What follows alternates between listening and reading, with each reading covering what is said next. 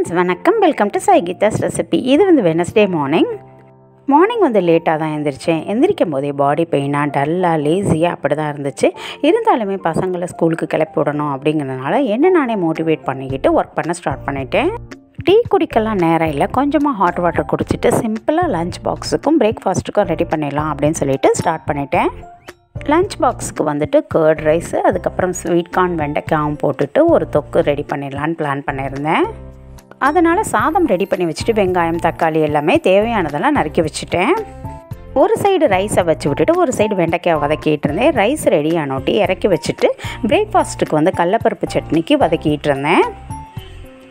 எனக்கு டல்லாக ஃபீல் ஆகும்போது எல்லாருக்கும் காமனாக பிடிச்ச ஐட்டமாக நான் செலக்ட் பண்ணி செஞ்சுருவேன். அப்போ தான் பசங்களும் பிரச்சனை இல்லாமல் சாப்பிட்டு போயிடுவாங்க, நமக்கும் வேலை கம்மியாக இருக்கும். கடலப்பருப்பு சட்னியை வதக்கி எடுத்துகிட்டு நான் வந்து கடுகு எல்லாம் தாளிப்பு கொடுத்துட்டு இங்கே தொக்குக்கு வந்து வதக்கிக்கிட்டு இருந்தேன். சட்னியையும் அரைச்சிட்டு தாளிச்சிட்டேன். அதுக்கப்புறம் வந்து பசங்களுக்கு தேவையான லஞ்ச் பாக்ஸ் எல்லாமே ரெடி பண்ணி எடுத்து வச்சுருந்தேன்.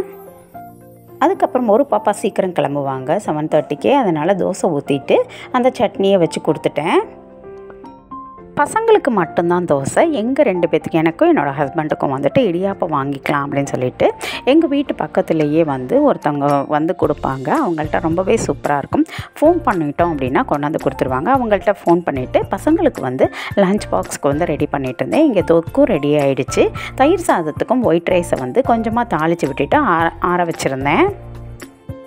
தயிர் சாதத்துக்கு மேலே போடுறதுக்கு மாங்காவை குட்டி குட்டியாக நறுக்கி வச்சுருந்தேன். இதுக்கு மேலே போட்டு பசங்களுக்கு லஞ்ச் பேக் பண்ணிடலாம். இடியாப்பமும் வந்துருச்சு, அதையும் வாங்கி வச்சுட்டேன்.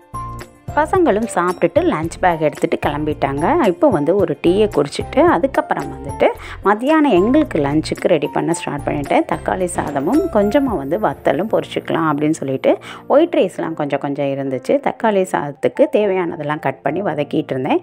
இங்கிட்டு வந்து வத்தல் பொரிக்கிறதுக்கு எண்ணெய் வச்சுருந்தேன்.